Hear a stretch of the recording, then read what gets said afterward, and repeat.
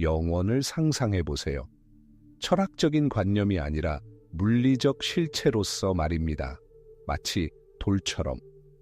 수천 년의 바람과 태양에 의해 뜨겁게 윤이 나고 세상의 기초가 되는 돌처럼 근원에서 입으로 흐르는 것이 아니라 과거에서 미래로 흘러가며 그 물 위로 생명 그 자체를 실어 나르는 강을 상상해 보세요. 그리고 이 강둑에서 영원이라는 관념을 받아들이며 성장하는 문명을 상상해 보세요. 여기는 이집트예요. 하지만 이곳은 부서진 조각상과 모래로 뒤덮인 무덤에서 보던 이집트가 아닙니다. 우리는 단순한 왕국이 아닌 온 세상이었던 시대, 신왕국 시대를 이야기하고 있습니다. 기원전 14세기경. 당시 이집트는 알려진 우주를 자기 모습 그대로 빚어낸 망치와 같았습니다. 이 제국의 심장은 리비아 사막에서 미탄니 산맥까지 울려 퍼지는 이름 테베라는 도시에서 뛰고 있습니다. 그곳의 이름은 지역 방언으로 홀의 도시라는 뜻의 와세트였습니다. 하지만 그 이름은 너무 겸손합니다. 그것은 도시가 아닙니다. 그것은 선언입니다. 인간의 손으로 만들어진 신들의 선언입니다. 카르나크 신전으로 가보세요. 그 기둥들은 단순한 지붕 지지대 그 이상입니다. 그것은 돌숲이며 그 그림자 속에서는 도시 전체가 사라질 수도 있습니다. 이 벽에 새겨진 각 상형 문자는 장식이 아닙니다. 그것은 권력의 연대기입니다. 승리의 기록입니다. 영원을 향한 기도이며 응답입니다. 이곳 향연 속에서 창조신이자 신왕인 아문라의 대제사장들이 천상의 뜻을 선포합니다. 그리고 그 뜻은 하나입니다. 이집트는 영원합니다. 파라오는 그 뜻에 살아있는 화신입니다. 이제 이 기둥에서 나오는 그림자가 얼마나 멀리까지 뻗어 있는지 살펴보겠습니다. 남쪽으로 거대한 강을 따라 상류로 이동합시다. 쿠시 땅, 누비아에 도착합니다. 이집트인들에게 이곳은 단순한 땅, 그 이상입니다. 보물 창고입니다. 햇볕에 그을린 광산에서 금이 끝없이 흘러나옵니다.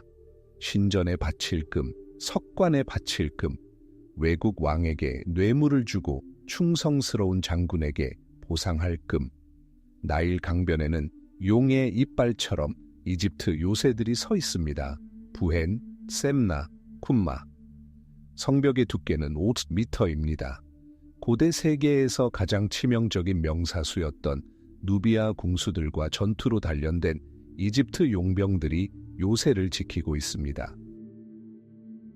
매년 금가루, 상아, 흑단, 표범 가죽, 그리고 수천 명의 노예를 실은 캐러밴들이 북쪽 테베로 떠납니다. 이것은 무역이 아닙니다. 이것은 조공입니다. 누비아는 동맹이 아닙니다. 그것은 재산입니다. 이제 북쪽과 동쪽을 봅시다. 아시아, 레반트. 이집트인들이 레케누라고 부르는 땅. 여기는 모든 것이 다릅니다. 하나의 강이나 통일된 질서도 없습니다.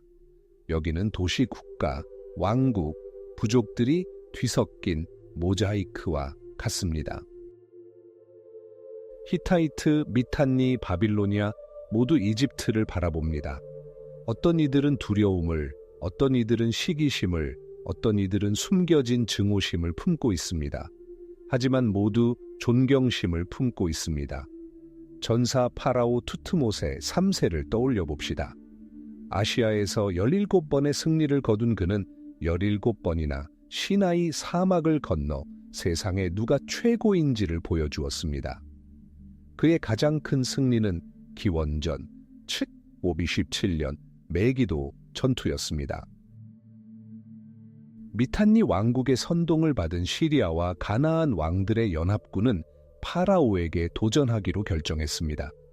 투트모세는 장군들의 조언을 무시하고 좁은 산길을 통해 군대를 이끌고 아무도 예상치 못한 곳에 나타났습니다. 그 일격은 마치 번개와 같았습니다. 전차들이 평원을 가로질러 질주했고 전개 보병들이 앞길을 가로지르는 모든 것을 휩쓸었습니다. 역대기에는 330명의 왕자들이 포로가 되어 승리자의 왕좌로 무릎을 꿇고 기어가야 했다고 기록되어 있습니다. 메기도 전투 이후 아시아는 수십 년 동안 침묵에 잠겼습니다. 하지만 제국은 칼에만 의존하는 것이 아닙니다. 금과 양피지 위에 세워져 있습니다. 이집트 사절들은 고대 세계의 길을 누비며 파라오가 거만하게 형제라고 부르는 다른 위대한 왕들에게 줄 선물을 가져왔습니다. 하지만 이러한 선물의 진정한 가치는 누구나 알고 있습니다. 미탄니 왕은 파라오 아메노테프 3세에게 이집트에는 모래만큼이나 많은 금을 요청하고 그 대가로 자신의 딸을 나일 강 지배자의 하렘에 보냅니다. 바빌로니아 왕은 자신에게 보내진 금이 불의 시험을 통과하지 못했다고 불평하며 다음 편지에서 이집트 공주와의 결혼을 겸손하게 요청합니다. 하지만 그는 거절당합니다. 파라오의 딸들은 외국인과 결혼하지 않습니다. 그것은 그들의 위엄에 어긋나는 일입니다. 이 거대한 기계 전체는 서기관 군대에 의해 관리됩니다. 답답한 사무실에 책상 다리를 하고 앉아 모든 것을 기록합니다. 델타에서 얼마나 많은 곡물 자루가 모였을까요? 레바논에서 얼마나 많은 삼나무 통나무가 도착했을까요? 시나이 반도에서 얼마나 많은 구리가 도착했을까요? 히타이트 국경의 수비대에 얼마나 많은 포도주와 기름 항아리가 보내졌을까요? 그들은 제국의 신경계입니다. 파피루스가 없고 그들의 정확한 계산이 없다면 군대는 굶주리고 신전은 텅 비고 국고는 조공을 받지 못할 것입니다. 파라오는 테베의 황금 왕좌에 앉아 있습니다. 그는 이 우주의 중심입니다. 그는 호루스 신의 화신입니다. 그가 대중 앞에 모습을 드러낼 때 궁정 시인들이 말했듯이 그의 광채는 눈부십니다. 그의 신하들에게 그는 신성한 질서와 정의, 즉 마트의 수호자입니다. 그가 살아있고 건강하다면 나일 강은 범람하고 풍년은 거두며 이집트의 적들은 두려움에 떨 것입니다. 매일 아침 해가 뜨는 것은 파라오가 밤에 필요한 의식을 치렀기 때문입니다. 현실 그 자체가 그의 힘에 달려 있습니다. 전성기 시절 이 제국은 단순히 무적이기만 한 것이 아니라 자연스러워 보입니다. 낮과 밤이 교차하듯 영원불멸한 것처럼 말입니다. 아프리카 중심부의 나일 폭포에서 메소포타미아의 유프라테스 강두까지 이집트라는 이름은 어디에서나 알려지고 두려움의 대상이 됩니다. 동쪽에서 여정을 시작하는 태양은 아시아 영토 위로 떠오릅니다. 낮에는 수도와 나일 계곡을 그을립니다. 그리고 저녁이 되면 리비아 사막 너머로 지는 태양은 여전히 서쪽 끝 수비대를 비춥니다. 해가 지지 않는 제국. 하지만 태양이 가장 높은 지점에 도달하면 무슨 일이 일어날까요? 해가 지는 방향으로 여행을 시작합니다. 그리고 빛이 더 밝을수록 그 뒤를 따르는 그림자는 더 길고 어둡습니다. 기원전 12세기 이집트는 황금기를 구가하던 시기였습니다. 위대한 람세스 2세의 영광은 카르나크 신전에 여전히 울려 퍼졌고 그의 후계자들은 영원할 것만 같았던 나라를 통치했습니다. 제20왕조의 파라오 람세스 3세는 건설을 하고 있었습니다. 그는 메디네트 하부에 장례 사원을 짓고 있었습니다. 거대한 석조 건물과 신앙의 복합 단지인 이 사원은 신과 백성 모두에게 이집트는 흔들리지 않는다라고 선포하기 위한 것이었습니다. 이집트의 국경은 신성하고 부는 무궁무진하며 위대한 신들과 그보다 더 강력한 군대가 이집트의 평화를 지키고 있습니다. 하지만 이 국경 너머에서는 세상이 이미 불타고 있었습니다. 이집트와 동시대였던 위대한 왕국들이 하나둘씩 무너졌습니다. 한때 카데시 전투에서 강력한 적이었던 히타이트 제국은 먼지로 무너졌습니다. 우가리트처럼 부유한 항구였던 레반트의 도시들은 잿더미로 변했습니다. 어제만 해도 구리와 삼나무를 실은 대상들이 오가던 무역로는 이제 연기만 뿜어낼 뿐이었습니다. 고대 세계는 불길에 휩싸였고 이 불길은 북쪽에서 불어오고 있었습니다. 이집트인들은 지중해를 거대한 녹색 바다라고 불렀습니다. 그곳은 생명의 원천이자 무역로이자 보호장벽이었습니다. 그러나 이제 그레이트 그린은 죽음의 길이 되었습니다. 안개 자욱한 저 멀리서 폭풍이 몰아쳤습니다. 그들은 전통적인 의미의 군대가 아니었습니다. 그들은 이동 중인 민족이었습니다. 정박지에서 떨어져 나온 문명 전체였습니다. 펠레세트, 체케르, 셰켈렛이, 데니엔, 돌에 새겨진 그들의 이름은 마치 재앙의 목록처럼 들립니다. 우리는 부조에서 그들을 봅니다. 뿔과 깃털이 달린 투구를 쓴 전사들. 하지만 그들 뒤에는 소가 끄는 수레가 있고 수레 안에는 여자들과 아이들이 있습니다. 그들에게는 돌아갈 길이 없었습니다. 오직 앞으로 나일 강이 풍요로운 땅을 향해 나아갈 뿐이었습니다. 첫 번째 공격은 수십 년 전 파라오 메르넵타 치세에 이미 가해졌습니다. 그 후 이집트는 굳건히 버티며 침략자들과 그들의 리비아 동맹군을 물리쳤습니다. 하지만 그것은 단지 힘의 시험일 뿐이었습니다.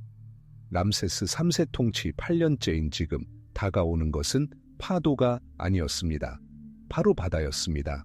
정찰병들이 끔찍한 소식을 전했습니다. 적군은 두 방향으로 진군하고 있었습니다. 육로는 황폐해진 가나안을 지나며 무리가 앞길에 있는 모든 것을 휩쓸고 지나갔습니다. 바다로는 거대한 함대가 항해하며 돛은 지평선을 가렸습니다. 목표는 이집트 그 자체였습니다. 비옥한 삼각주, 곡창지대, 혼돈으로 치닫는 세상에서 질서를 지킬 마지막 보루였습니다. 람세스 3세는 단호하게 행동했습니다. 그는 저기 문 앞에 도착할 때까지 기다리지 않았습니다. 그는 군대를 이끌고 적과 맞서 싸웠습니다.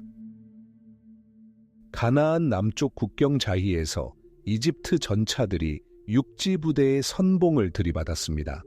절망적인 전투였습니다. 잘 조직된 이집트 군사 체계에 맞서 이를 것이 없는 백성의 분노가 솟구쳤습니다. 파라오는 직접 군대를 이끌었고 이집트인들은 승리했습니다. 육지의 위협은 멈췄습니다.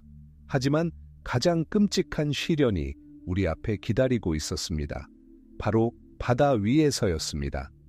바다 민족의 함대가 나일강 하구에 진입했습니다. 그들의 함선은 키가 크고 새 머리처럼 생긴 위협적인 뱃머리를 가지고 있었습니다. 그들은 넓은 바다에서 충돌과 승선에 적합하도록 설계되었습니다. 그러나 이집트 함선들은 더 낮고 더 넓었으며 강에서의 항해에 더 적합했습니다. 새로 온 자들이 유리한 것처럼 보였습니다. 그러나 람세스는 약점을 강점으로 바꿨습니다. 그는 적 함대가 델타 해협으로 진입하도록 허용했습니다. 그는 그들을 함정으로 유인했습니다. 그 다음에 일어난 일은 메디네트 하부 성벽에 무자비하게 생생하게 기록되어 있습니다. 그것은 전투가 아니라 델타의 탁한 물 위에서 벌어진 학살이었습니다. 좁은 수로에서 더 가볍고 기동성이 뛰어난 이집트 함선들은 거대한 함정의 아가리처럼 움직였습니다. 그들은 들이받으려는 것이 아니었습니다. 그들의 목표는 서로에게 접근하여 낚아채는 것이었습니다. 양쪽에서 갈고리가 날아와 함선들을 서로 연결했습니다. 그리고 갑자기 엄청난 혼란이 벌어졌습니다. 람세스가 수천 명의 궁수를 배치한 해안에서 화살 세례가 쏟아졌습니다. 화살은 적 함선의 갑판에 떨어져 머리를 들지 못하게 했고 주변 바닷물은 끓어오르는 가마솥으로 변했습니다. 배에 갇힌 바다 민족 전사들은 함정에 빠졌습니다. 이집트 해군이 갑판으로 기어 올라가 학살이 시작되었습니다. 구리가 구리를 베어내고 비명소리는 전투의 소음 속에 묻혔습니다. 전사들을 가득 태운 외계 함선들은 전복되었습니다. 무거운 갑옷을 입은 병사들은 물속으로 빠져 바닥으로 가라앉았습니다. 해안으로 헤엄쳐 오려는 자들은 이집트 보병들의 창에 맞섰습니다. 그레이트 그린 강은 붉게 물들었습니다. 람세스 3세는 승리했습니다. 그의 승리는 신전벽에 새겨져 그의 영광을 기리는 영원한 기념물이 되었습니다. 수천 명의 포로들이 파라오의 전차 앞으로 행진합니다. 잘린 적의 손이 산더미처럼 쌓여 그의 승리를 증명합니다. 이집트는 구원받았습니다. 청동기 문명의 마지막 등불은 아직 꺼지지 않았습니다. 하지만 그 돌은 그 덱에 대해서는 침묵합니다. 고갈된 국고 여러 세대 만에 가장 큰 규모의 동원에 드는 비용에 대해서는 말하지 않습니다. 경작되지 않은 들판, 나일 강 하류나 자히 사막에 누워있는 최전계 전사들에 대해서도 말하지 않습니다.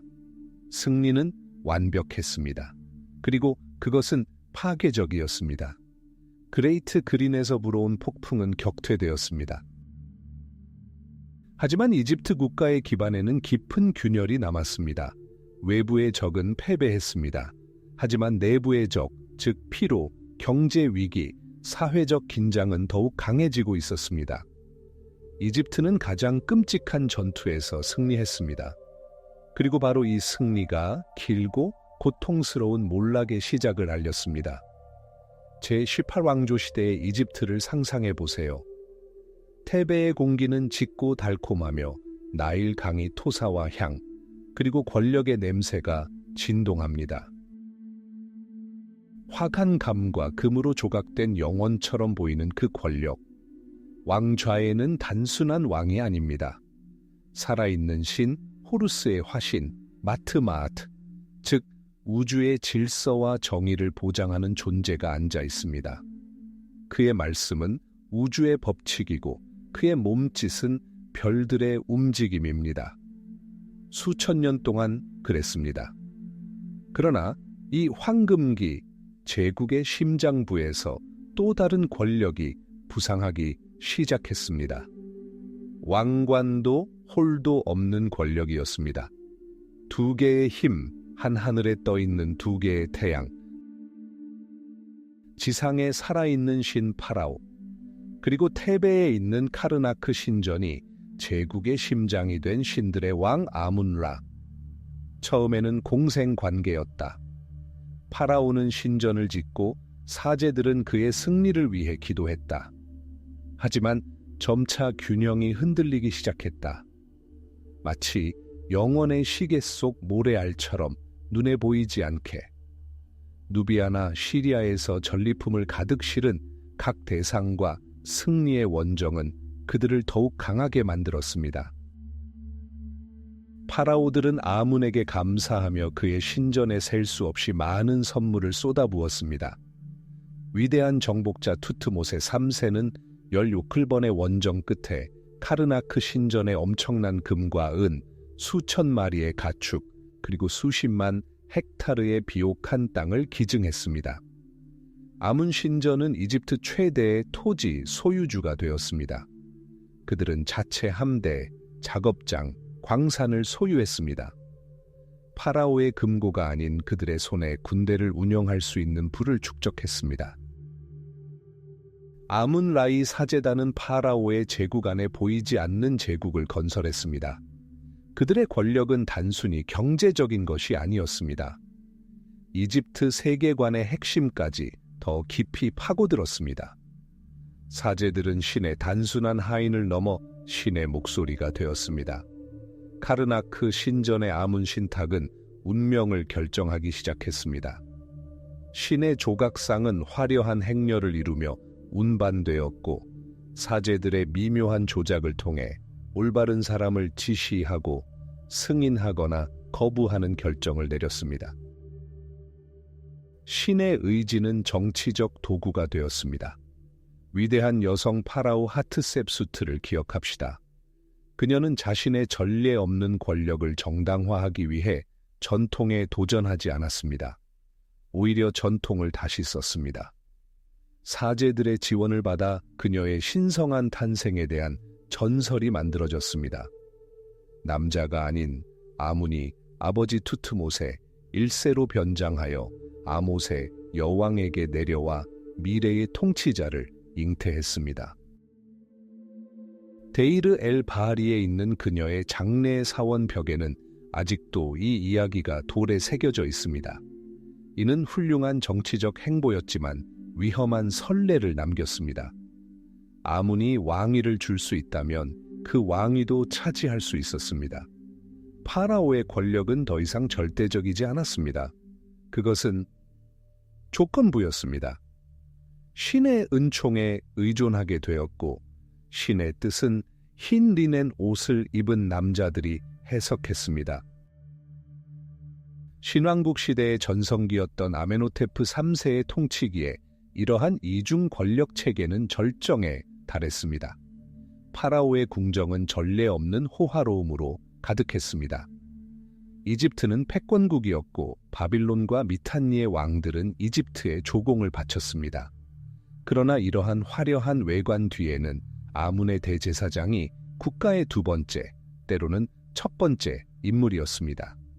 그의 영향력은 엄청났습니다. 그는 막대한 자원을 통제하고 관리들을 신전직책에 임명했으며 그의 말은 궁정에서 큰 영향력을 행사했습니다. 파라오는 금박을 입힌 새 장에 갇혔습니다.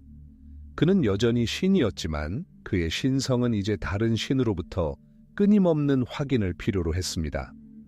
눈부신 자라는 별명을 가진 아메노테프 3세는 균형을 회복하려 했습니다.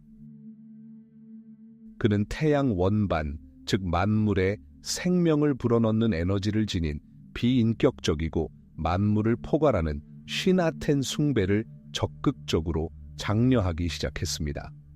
그는 자신을 이 빛의 화신이라고 선언했습니다. 이는 미묘한 신학적 책략이었고 모든 것을 집어삼키는 아문 숭배에 대한 균형추를 만들려는 시도였습니다. 하지만 그것은 다른 누군가의 영역에서 벌어지고 있었습니다. 카르나크의 사제들은 단지 그들의 만물 숭배 체계에 새로운 강조점을 더 씌워 아텐을 동일한 아문라의 현현이라고 선언했을 뿐입니다. 파라오가 자신을 높이려는 모든 시도는 최고신의 권위를 강화할 뿐이었습니다. 이집트의 권력을 상징하는 화관감 기둥에 균열이 생겼다. 금과 의식의 장막 아래 거의 보이지 않게 감춰져 있었다. 하지만 균열은 분명히 있었다. 2500년 동안 이집트를 지탱해온 체제가 움직이고 있었다. 파라오의 의지와 아문의 의지, 이 두 신의 뜻 사이의 갈등은 그의 사제들이 표명하며 불가피해지고 있었다. 이집트는 문명의 기반을 휩쓸어버릴 종교적 폭풍의 위기에 처해 있었다. 카르나크 신전의 거대한 조각상과 탑문 아래 아메노테프 3세의 아들은 이미 자라고 있었다. 신들의 왕에게 도전할 운명의 왕자.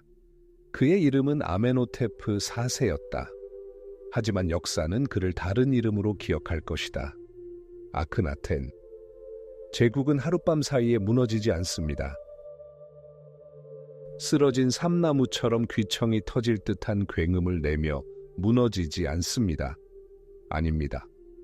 서서히 마치 아무도 돌보지 않는 난로 속에 꺼져가는 인걸불처럼 사라집니다. 그리고 이집트 역사에서 이 냉기는 나라의 심장부에서 새우며 들어 나라를 둘로 나누기 시작했습니다.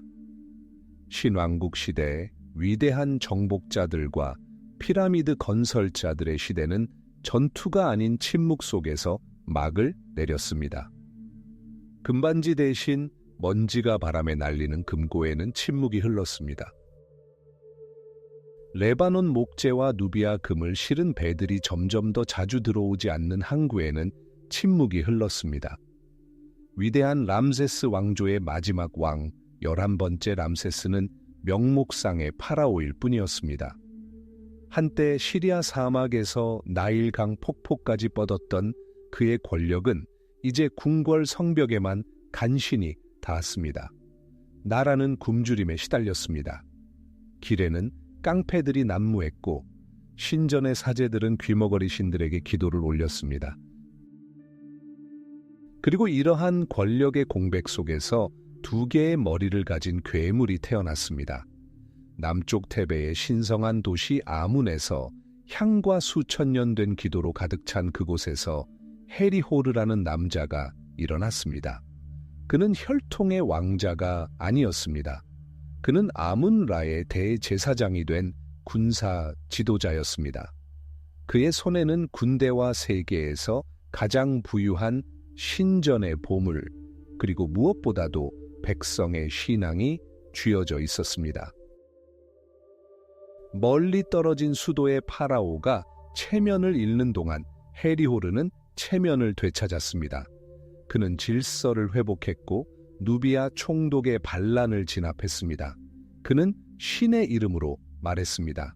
그리고 곧 그는 지상에서 신처럼 행동하기 시작했습니다. 카르나크의 콘수 신전벽에서도 이러한 모습을 볼 수 있습니다. 파라오를 묘사한 것으로 여겨졌던 부제는 이제 그의 모습이 새겨져 있었습니다. 그의 이름, 즉 사제의 이름은 카르투슈, 타원형 틀 안에 담겨 있었는데 이는 왕족에게만 허용되는 신성한 상징이었습니다. 이는 전례 없는 일이었습니다. 돌에 영원히 새겨진 선언이었습니다. 남쪽 상이집트는 이제 그의 것이 되었습니다. 법이 아니라 사실로 말입니다. 북쪽은 어땠을까요? 람세스 11세가 사망한 후 스멘데스라는 인물이 나일 삼각주에서 왕위를 계승했습니다. 그는 새로운 왕조인 제22일 왕조를 세웠습니다. 수도는 람세스 2세의 위대한 수도 성벽에서 깎아 만든 돌로 지어진 유령 도시 타니스였습니다. 바로 이 사실이 당시 시대의 쓰라린 상징이었습니다. 새로운 강대국은 영광스러웠던 과거의 폐허 위에 미래를 건설하고 있었습니다. 스멘데스는 스스로를 두 땅의 군주라고 칭했지만 이는 모두가 암묵적으로 인정한 경건한 거짓말이었습니다. 그는 비옥한 삼각주와 지중해, 무역로를 장악했지만 멤피스 남쪽에서는 그의 명령이 무시되었습니다. 이렇게 이집트는 분열되었습니다. 두 명의 통치자, 두 개의 궁정, 두 개의 권력 중심. 하지만 파피루스에는 하나의 나라로 기록되어 있었습니다. 그들은 서로에게 전쟁을 선포하지 않았습니다. 그렇게 했다면 너무 단순하고 정직했을 것입니다. 하지만 그들은 오히려 연약하고 기괴한 체제를 만들어냈습니다. 테베의 대제사장은 타니스의 파라오를 공식적으로 인정했습니다. 그는 심지어 자신의 칙령에 북쪽 통치자의 통치 기간을 명시했습니다. 파라오는 남쪽의 정세에는 간섭하지 않고 사제가 단지 자신에게 충성하는 부왕인 것처럼 가장했습니다. 그것은 허구였고 과거 통일의 그림자를 유지하기 위해 유지되었다. 정중한 공식과 은밀한 위협으로 가득 찬 편지들이 나일 강을 따라 날아갔다. 타니스 파라오의 딸이 테베의 대제사장의 아내가 되어 이 허황된 동맹을 피로 봉인할 수도 있었다. 그러나 외교라는 장막 뒤에서 현실은 냉혹했다. 남쪽에서 징수된 세금은 더 이상 북쪽으로 흘러가지 않았다. 남쪽 군대는 오직 사제에게만 복종했다. 이집트는 더 이상 평화를 겨냥한 단검이 아니었다. 나란히 놓인 두 조각이 되었다. 그리고 가장 끔찍한 부패의 징조는 예상치 못한 곳에서 나타났습니다. 바로 죽음의 도시, 왕들의 계곡이었습니다. 수세기 동안 이 신성한 협곡은 투트모세 3세, 세티 1세, 그리고 람세스 대왕과 같은 위대한 파라오들의 평화를 지켜왔습니다. 그들의 무덤은 영생을 약속하는 보물들로 가득했습니다. 하지만 이제 산 자들은 지상에서 살아남을 자원이 부족했습니다. 그날 밤 계곡의 정적은 둔탁한 쿵 하는 소리로 깨지기 시작했다. 그들은 건축업자가 아니었다. 강도들이었다. 그리고 최악은 이들이 대개 가난한 주인들이 보낸 관리들, 사제들이었다는 것이었다. 금고는 텅 비어 있었다. 어딘가에서 금을 찾아야 했다. 그들은 죽은 신왕들에게서 금을 꺼냈다. 석관을 열고 미라의 금 가면을 뜯어내고 부적에서 보석을 깨뜨렸다. 우리는 그 시절의 신문 보고서를 알고 있습니다. 고문을 당한 사람들은 무덤을 어떻게 약탈했는지, 전리품을 어떻게 나누었는지, 파라오의 신성한 금을 어떻게 녹여 평범한 금괴로 만들었는지 자백했습니다. 그것은 자신의 과거를 집어삼키는 문명의 종말이었습니다. 마침내 테베의 사제들은 조상들을 보호할 수 없다는 것을 깨달았습니다. 그래서 그들은 절박하고 상상도 할 수 없는 조치를 취했습니다. 밤이 되어 비밀리에 남은 무덤들을 직접 열었습니다. 약탈하기 위해서가 아니라 구하기 위해서였습니다. 이 장면을 상상해 보십시오. 사제들이 횃불 아래 세상을 뒤흔든 자들의 시신이 담긴 검게 그을린 석관을 옮기는 광경을 말입니다. 히타이트를 정복한 람세스 대왕, 예술의 정점이라 불린 무덤을 세티 1세, 제국을 건설한 투트모세 3세, 마치 목동이 겁에 질린 양떼를 모으듯 그들은 그들을 한데 모았습니다. 강도의 유혹을 막기 위해 마지막 남은 보물까지 훔쳐내고 새 리넨 수의로 감싸고 영원히 혼란을 막기 위해 이름을 적어 숨겼습니다. 모두 함께 이름 없는 비밀의 바위 무덤 하나에 역사상 가장 위대한 통치자들이 이제 평범한 사람들이 공동묘지에 묻히듯 한 무더기로 묻혔습니다. 그것은 절박한 신앙심의 표현이었다. 하지만 동시에 사형 선고이기도 했다. 죽은 신조차 보호하지 못하는 국가는 더 이상 국가가 아니다. 두 왕국의 땅은 다시 한번 두 왕국의 땅이 되었습니다. 하지만 이번에는 진짜였습니다. 이집트의 온몸을 꿰뚫고 있던 이 내부의 약점, 이 균열은 이제 서쪽과 남쪽에서 예의주시되고 있었습니다. 리비아 족장들과 누비아 왕들은 두 왕좌에 앉은 두 명의 통치자를 보지 못했습니다. 그들은 정복의 기회가 무르익은 하나의 땅을 보았습니다. 몰락은 이제 막 시작되었을 뿐이었습니다.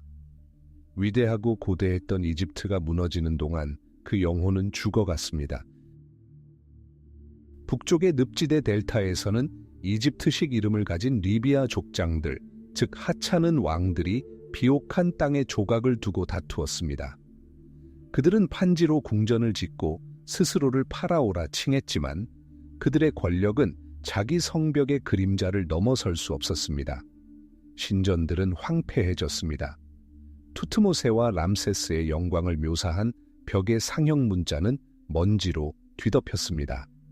신들에게 기도하는 것은 헛되었고 의식은 공허한 형식이 되었습니다. 3000년 동안 타오르던 문명의 불꽃은 죽어가는 인걸불이 되어 혼돈의 바람에 꺼져갈 준비를 마쳤습니다. 하지만 훨씬 남쪽 나일강이 넘을 수 없는 급류 너머 쿠시 땅에서 이 불꽃은 단순히 지켜진 것이 아니었습니다.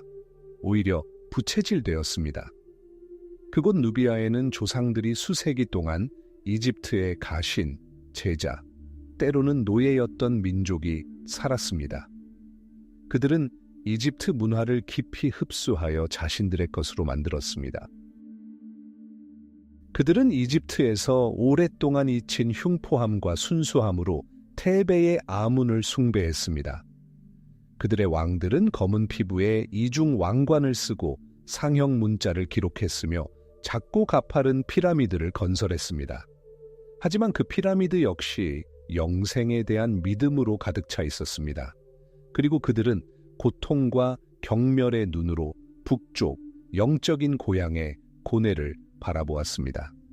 그들은 단순한 정치적 위기 그 이상을 보았습니다. 신성 모독을 목격했습니다. 그리고 그들이 왔습니다. 기원전 758년 남쪽에서 군대가 진군했습니다. 역사가들이 그를 피에라고 부르는 피앙키 왕이 이끌었습니다. 그는 스스로를 정복자로 여기지 않았습니다. 그는 아버지의 황폐해진 가문의 질서를 회복하기 위해 지상으로 온 아문 신의 도구였습니다. 그의 북지는 전쟁이 아니라 성전이었습니다. 거대한 화관감으로 된 그의 승전비에는 그의 모든 행보가 상세히 기록되어 있었습니다. 그는 죽은 적들을 자랑하지 않았습니다. 오히려 델타의 왕들이 어떻게 가장 좋은 말들을 굶겼는지에 대해 분노하며 기록했습니다. 열정적인 말 사육가였던 피에에게 이것은 그들의 하찮음을 보여주는 마지막 증거였습니다. 도시들이 잇따라 그에게 항복했습니다. 그러나 고대 수도 테베는 항복하지 않았습니다. 그들은 성문을 열었습니다. 아문의 사제들이 나와 진정한 통치자, 누비아의 구원자를 맞이했습니다. 그들에게 그는 낯선 사람이 아니라 오랫동안 기다려온 파라오였습니다. 하이집트의 심장부 고대 백벽 도시 멤피스를 향한 결정적인 전투가 펼쳐졌습니다. 난공불락처럼 보였습니다. 하지만 피에는 단순한 광신자가 아니었습니다. 그는 뛰어난 전략가였습니다. 그는 성벽이 육지 쪽만 높다는 것을 알았습니다. 배들이 집결해 있는 강변은 도시를 공격하기에 매우 취약했습니다. 그는 가능한 모든 배를 모아 항구를 공격하라는 명령을 내렸습니다. 누비아 전사들은 마치 표범처럼 노획한 배의 도치대를 타고 지붕 위로 올라갔습니다. 멤피스는 단 하루 만에 함락되었습니다. 그리고 여기서 피에는 자신의 진정한 모습을 보여주었습니다. 그는 학살을 저지르지 않았습니다. 도시를 불태우지도 않았습니다. 먼저 그는 프타 신의 신전으로 가서 자신을 정화하고 제물을 바쳤습니다. 패배한 리비아 왕자들에게 절을 강요하고 보물을 내주게 했지만 그들의 목숨은 살려주었습니다. 그는 검뿐만 아니라 고대 법의 힘으로도 이집트를 통일했습니다. 이집트인이라는 것이 무엇을 의미하는지 그들에게 되새기게 했습니다. 그리고 가장 위대한 업적을 달성한 후 그는 상상도 할 수 없는 일을 해냈습니다. 그는 돌아서서 남쪽으로 신성한 산 자벨 바르칼 기슭에 있는 수도 나파타로 후퇴했습니다. 그는 델타 지역의 권력을 탐하지 않았습니다. 그는 질서를 회복하고 이집트를 총독들의 손에 맡긴 채 귀국했습니다. 그의 동생 샤바카가 그의 작업을 이어갔습니다. 그는 피에의 실수를 깨달았습니다. 이집트를 통치하려면 이집트에 살아야 했습니다. 샤바카는 수도를 멤피스로 옮기고 제25왕조, 즉 검은 파라오 왕조를 세웠습니다. 이렇게 르네상스가 시작되었습니다. 이것은 단순한 권력의 교체가 아니었습니다. 돌이켜보면 그것은 문화혁명이었습니다. 누비아 파라오들은 스스로를 복원가로 여겼습니다. 그들은 전국 곳곳에 버려진 사원들을 집요하게 복원했습니다. 그들의 조각가와 예술가들은 새로운 것을 창조하지 않았습니다. 그들은 2000년 전에 거대한 피라미드를 건설했던 시대인 고왕국 시대의 양식을 모방했습니다. 그들은 신앙 문헌이 담긴 고대의 부서진 파피루스를 발견하고 그것들을 망각으로부터 보호하기 위해 돌에 새기도록 명령했습니다. 이렇게 유명한 샤바카 스톤이 탄생하여 멤피스의 우주 생성론을 우리에게 보존해 주었습니다. 이 시대는 기록 보관자들이 왕좌에 앉아 의식적으로 시간을 되돌리고 뿌리로 순수함으로 돌아가려 애쓰던 시대였습니다. 누비아 르네상스의 정점은 파라오 타하르카의 통치 기간이었습니다. 강력하고 정력적이었던 그는 신왕국 이래 전례 없는 규모로 이집트와 누비아 전역에 도시를 건설했습니다. 카르나크에 있는 그의 거대한 조각상과 주랑은 지금도 사람들의 상상력을 자극합니다. 그의 통치 아래 이집트는 다시 한번 당열되고 강력한 국가로 거듭났으며 그 영향력은 지중해에서 나일강 제6폭포까지 뻗어 있었습니다. 마치 불꽃이 다시 타오르는 듯했습니다. 위대함이 영원히 돌아온 듯했습니다. 타하르카가 신전을 짓고 고대 신들을 기리는 동안 동쪽 메소포타미아에서는 새로운 제국이 세력을 얻고 있었습니다. 향이 아닌 피에 목마른 신들이 제국을 건설했습니다. 과거를 흉내내지 않고 철과 공포로 미래를 빚어낸 왕들이 제국을 건설했습니다. 아시리아인들이었습니다. 그들의 군대는 세계 역사상 가장 정교하고 잔혹한 군사력을 자랑했습니다. 그리고 그들의 시선은 이미 서쪽 풍요로운 나일강 유역으로 향했습니다. 두 문명, 두 세계가 충돌 직전에 서 있었습니다. 하나는 영광스러운 과거를 되살리려 애썼고 다른 하나는 그 과거를 완전히 불태워버릴 준비를 했습니다. 불꽃을 지키는 자들은 어떤 불길도 꺼뜨릴 수 있는 폭풍이 다가오고 있다는 사실을 알지 못했습니다. 나일 강둑의 시간은 다르게 흘러갔다. 시간은 해가 아닌 왕조로 왕위 계승이 아닌 거대한 강이 범람으로 측정되었다. 영혼은 마치 새벽마다 들이마시는 이집트의 공기 같았다. 그러나 북동쪽 시나이 반도의 뜨거운 모래 너머에서 그림자가 드리워졌다. 햇빛이 아닌 철과 피 그리고 두려움에서 드리운 그림자였다. 이 그림자의 이름은 아슈르였다. 기원전 7세기 아시리아 제국은 단순한 국가 그 이상이었습니다. 냉혹할 정도로 완벽하게 다듬어진 군사 기계였습니다. 아시리아 신 아슈르는 기도가 아닌 완전한 복종을 요구했습니다. 왕들은 단순한 통치자가 아니라 전쟁의 대제사장이었습니다. 돌에 새겨진 그들의 연대기는 평화의 기념이 아니었습니다. 그것은 공포의 목록이었습니다. 나는 도시들을 파괴하고 불태웠습니다. 그들의 젊은이들을 불길에 태워 죽였습니다. 이것은 은유가 아닙니다. 완수된 임무에 대한 보고서입니다. 그래서 이 기계는 이집트로 시선을 돌렸습니다. 수세기 동안의 내분으로 약화된 파라오의 땅은 이제 외부인, 강력하지만 고립된 제25왕조의 누비아 왕들의 지배를 받고 있었습니다. 두 땅의 흑인 통치자 파라오 타하르카는 큰 야망을 가진 사람이었습니다.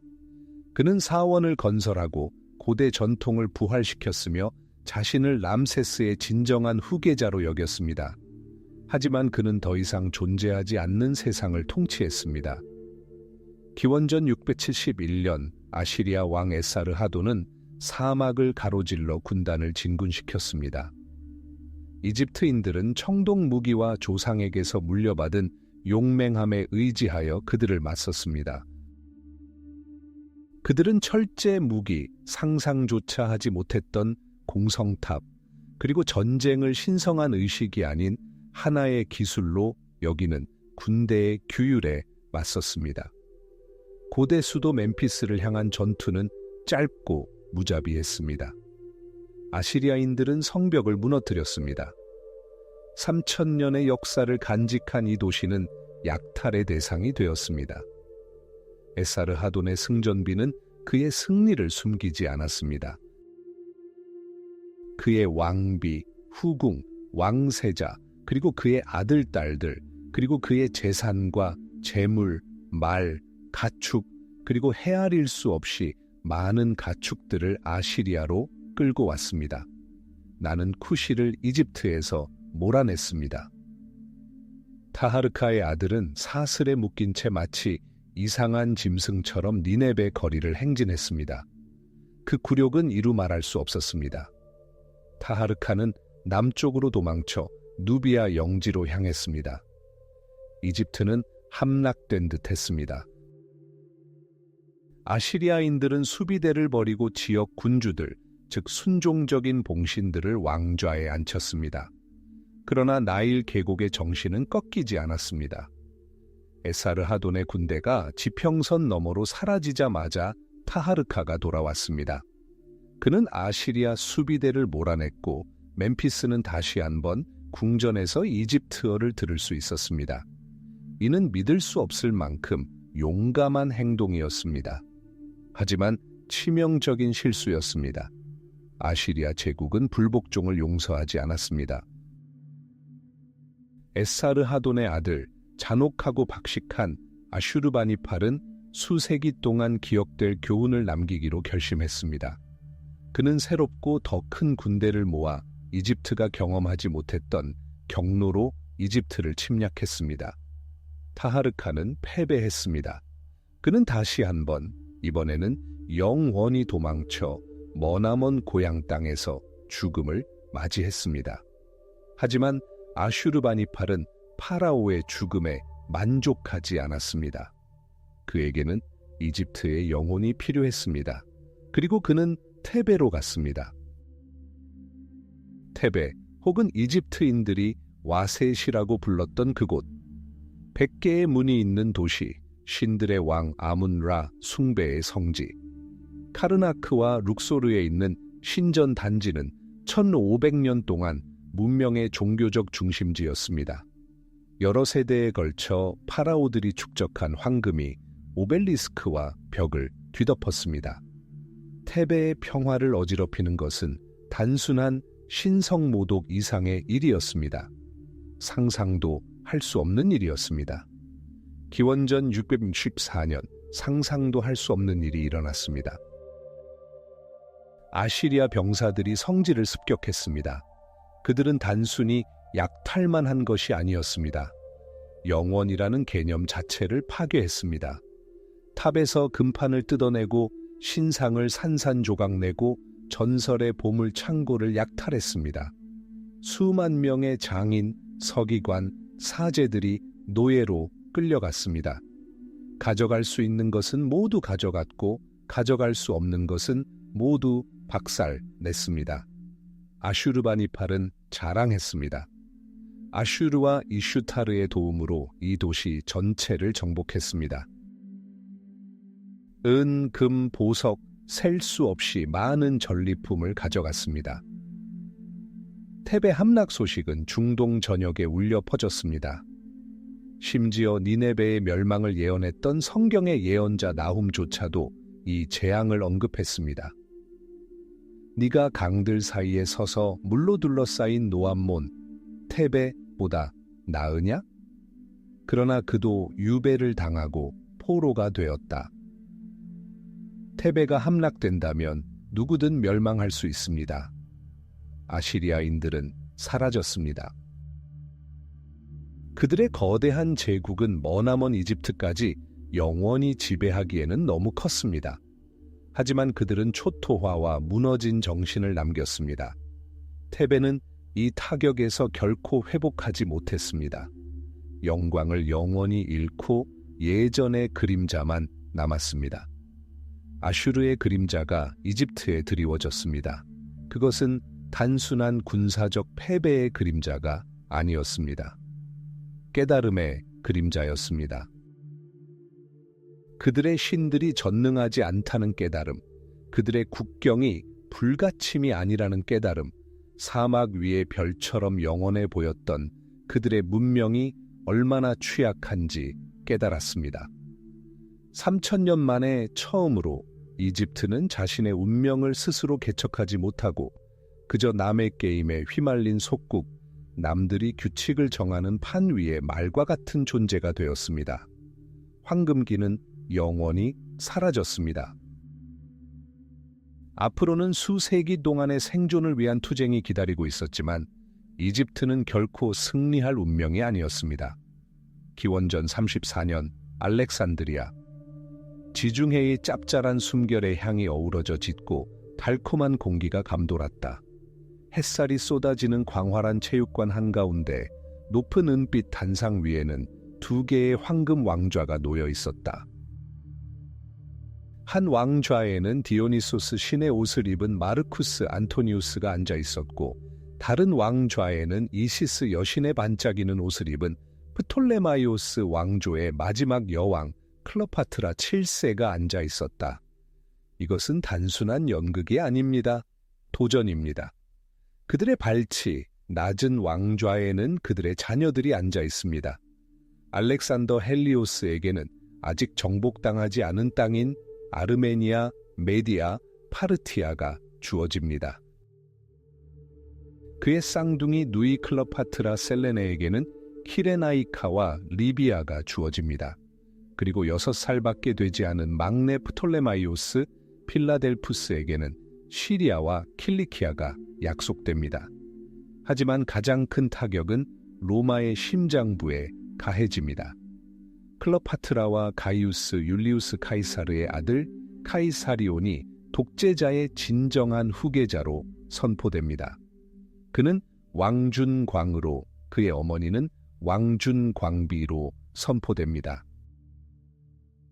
알렉산드리아의 기프라고 불리는 이 사건에 대한 소식은 어떤 배보다 빠르게 로마에 전해졌습니다. 그리고 그곳 원로원의 차가운 대리석 홀에서 말을 무기로 삼는 사람이 기다리고 있었습니다. 바로 카이사르의 양아들 가이우스 옥타비아누스였습니다. 옥타비아누스는 배신을 외치지 않습니다. 그는 더 미묘합니다. 그는 도덕성의 쇠퇴를 이야기합니다. 동방의 마녀에게 홀린 위대한 로마 장군에 대해 이야기합니다. 그는 안토니우스가 더 이상 로마인이 아니라 사생에게 로마 속주를 나눠주는 이국적인 폭군으로 묘사합니다. 이 선전은 흠잡을 데 없이 효과적입니다. 수십 년간의 내전에 지친 로마인들은 새로운 권력 다툼을 원하지 않습니다. 하지만 로마를 모욕하고 그 유산을 차지하려 했던 외국 여왕과의 전쟁은 완전히 다른 문제입니다. 옥타비아누스의 현명하고 무자비한 행보는 절정에 달했습니다. 그는 베스타 신전을 습격하여 마크 안토니우스의 유언장을 강제로 압수했습니다. 역사가들은 아직도 그것이 진짜였는지 아니면 교묘하게 조작된 위조였는지 논쟁하고 있습니다. 하지만 더 이상 중요하지 않았습니다. 옥타비아누스는 원로원과 국민 앞에서 유언장을 낭독했습니다. 그리고 로마는 전율했습니다. 안토니우스는 유언장에서 클레오파트라가 자녀들에게 준 모든 선물을 확인했을 뿐만 아니라 카이사리온을 율리우스 카이사르의 아들로 공식 인정했습니다. 그리고 무엇보다도 가장 두려웠고 로마인으로서 가장 용서받을 수 없는 일은 그가 죽는 곳 어디에서든 자신의 시신을 알렉산드리아로 보내 묻어달라고 요청했다는 것입니다. 그녀 곁에 끝이었다. 원로원은 안토니우스의 모든 권한을 박탈했다. 전쟁이 선포되었다. 하지만 공식적으로는 안토니우스에게 전쟁이 선포된 것이 아니었다. 클레오파트라에게 전쟁이 선포된 것이다. 교활한 정치적 책략으로 옥타비아누스의 마지막 라이벌은 로마 집정관에서 적대적인 여왕의 신복으로 전락했다. 기원전 31년 9월 2일 이오니아 해의 악티움 고제에서 두 세계가 충돌했습니다. 안토니우스와 클레오파트라의 함대는 400척이 넘는 거대한 규모였습니다. 그중 다수는 마치 데카렘과 퀸쾌렘처럼 거대한 궁수와 투석기 탑을 갖춘 사실상 떠다니는 요새와 같았습니다. 그들의 반대편에는 뛰어난 제독 마르쿠스 빕사니우스 아그리파가 이끄는 옥타비아누스의 함대가 있었습니다. 그의 함대는 더 작고 가벼우며 기동성이 뛰어났습니다. 마치 늑대 무리가 어설픈 곰을 에워싸고 있는 것처럼 수백 마리의 포식성 리브르니아 군단으로 이루어져 있었습니다. 전투가 시작되었다. 쉰 뿔피리 소리, 수천 개의 노가 삐걱거리는 소리, 그리고 측면에 부딪히는 수샹의 둔탁한 소리가 울려 퍼졌다. 안토니우스의 육중한 함선들은 아그리파의 민첩한 리브르니아인들의 재빠른 공격에 대응할 수 없었다. 그들은 화덕을 던지고 탑승을 시도했지만 전투는 피비린내 나는 교착 상태에 이르렀다. 몇 시간이 흘렀다. 해가 지면서 바다는 흘린 피의 색으로 물들었다. 그리고 바로 그 순간 상상도 할 수 없는 일이 벌어졌습니다. 클레오파트라의 기함 안토니아드호와 그녀의 함대 60척이 갑자기 돛을 올렸습니다. 이상하게도 근접전이 한창인 상황에서는 돛을 사용하지 않았습니다. 전열을 돌파한 이집트 함대는 바다로 돌진했습니다. 전투에서 벗어나서 말입니다. 이게 뭐였지? 미리 계획된 탈출인가? 갑작스러운 공황인가? 이를 목격한 안토니우스는 군단병들이 평생 용서하지 않을 짓을 저질렀다. 그들의 지휘관이자 우상이었던 그는 모든 것을 버렸다. 기함에서 빠른 펜테라호로 옮겨 여왕의 함선을 추격했다. 자신을 우상화했던 군대를 버렸다. 자신을 위해 목숨을 걸고 싸웠던 함대를 버렸다. 지휘관 없는 함선들은 해질녘까지 싸웠지만 결과는 기정사실이었다. 하나둘씩 항복하거나 불타버렸다. 해안에는 19개 군단, 10만 명이 넘는 전투 경험이 풍부한 보병들이 서 있었다. 그들은 세계 최전개의 군대였다. 그들은 7일 동안 지휘관을 기다렸다. 그러나 안토니우스는 돌아오지 않았다. 그리고 한 발의 총도 쏘지 못한 채 군대는 옥타비아누스에게 항복했다. 단 일주일 만에 마크 안토니우스는 모든 것을 잃었다. 함대, 군대, 명예, 그리고 미래까지.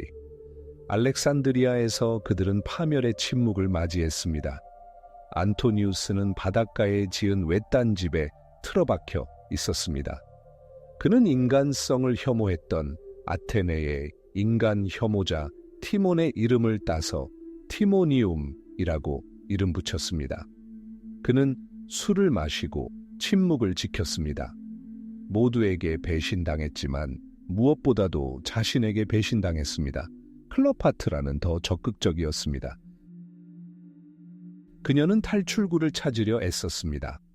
한 전승에 따르면 그녀는 인도로 탈출하기 위해 함대의 자녀 병력을 사막을 건너 홍해로 끌고 가라고 명령했습니다. 그러나 그 배들은 옥타비아누스의 동맹인 나바테아인들에 의해 불태워졌습니다. 함정은 뚝하고 닫혔습니다. 그리고 북쪽에서 시리아와 유대를 거쳐 계절처럼 거침없이 옥타비아누스의 군단이 이동했습니다. 그는 서두르지 않았습니다. 게임이 끝났다는 것을 알고 있었습니다. 그는 자신의 전리품, 즉 알려진 세계에서 가장 부유한 나라를 차지할 것이었습니다.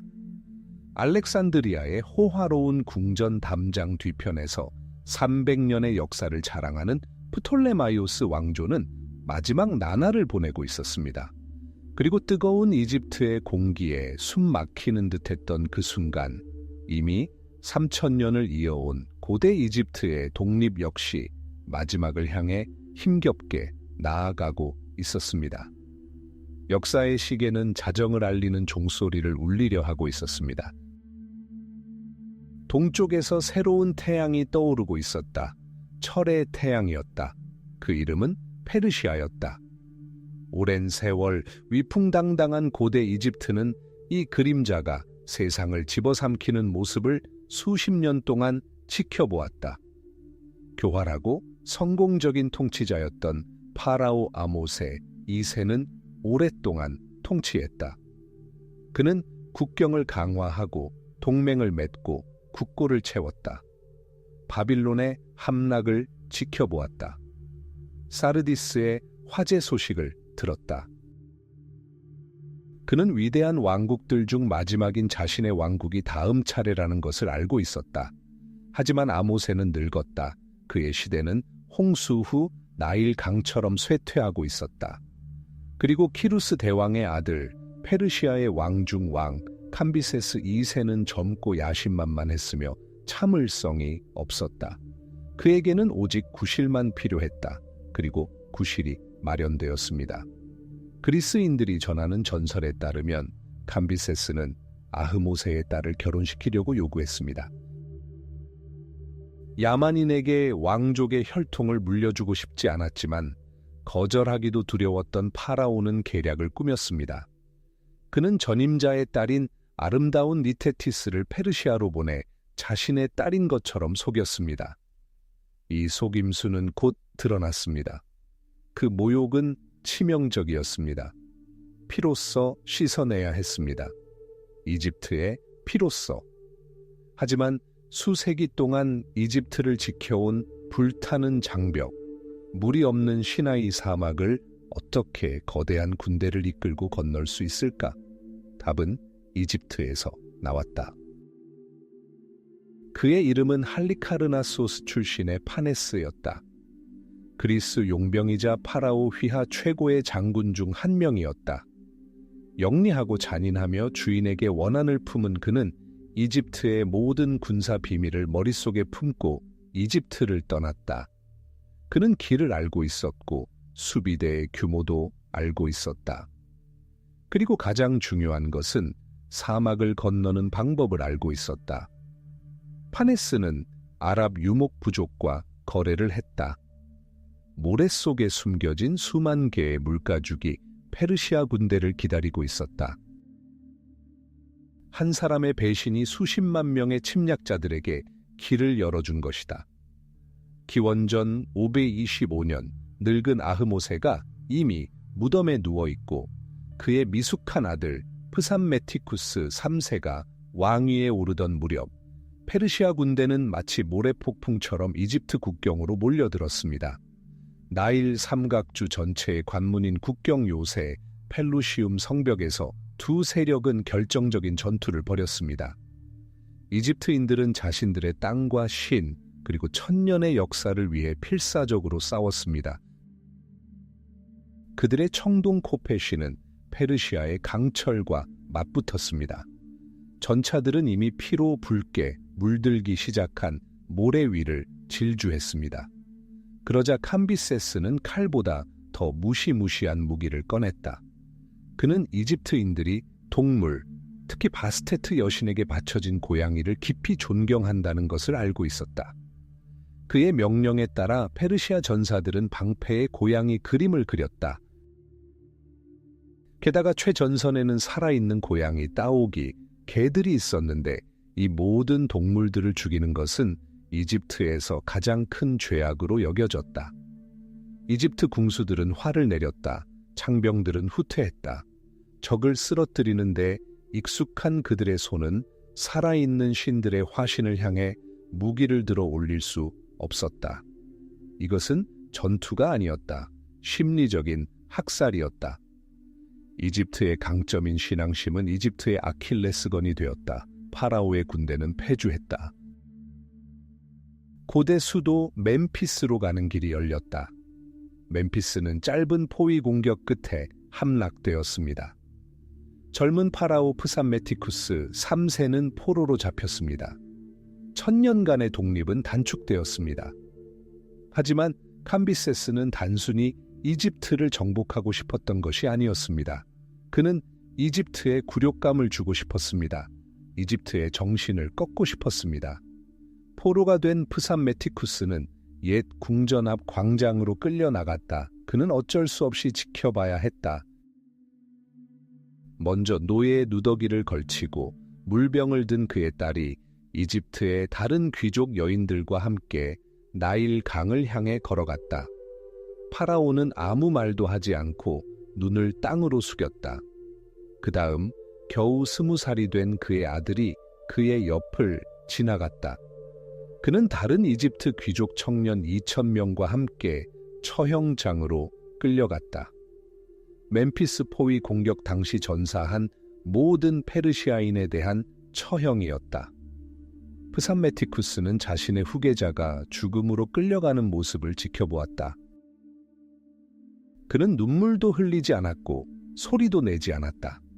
그의 얼굴은 마치 돌가면 같았다. 그는 그곳에 서서 조국의 모든 침묵하는 슬픔을 몸소 보여주었다.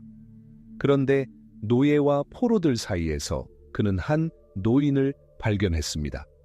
그는 한때 그의 만찬 동료 중 한 명으로 전성기에 그와 함께 만찬을 즐겼던 사람이었습니다. 이제 그는 마지막 한 방울까지 마시며 페르시아 병사들에게 구걸했습니다. 바로 그 순간 파라오는 무너져 내렸습니다. 그는 비명을 지르고 머리를 치고는 딸의 굴욕과 아들의 죽음을 목격하며 전에는 결코 울지 않았던 울음을 터뜨렸습니다. 놀란 캄비세스가 이유를 묻자 프산메티쿠스는 가족의 슬픔이 너무 커서 눈물을 흘릴 수 없지만 노년의 가난에 시달리는 친구의 고통은 감당할 수 없다고 대답했습니다.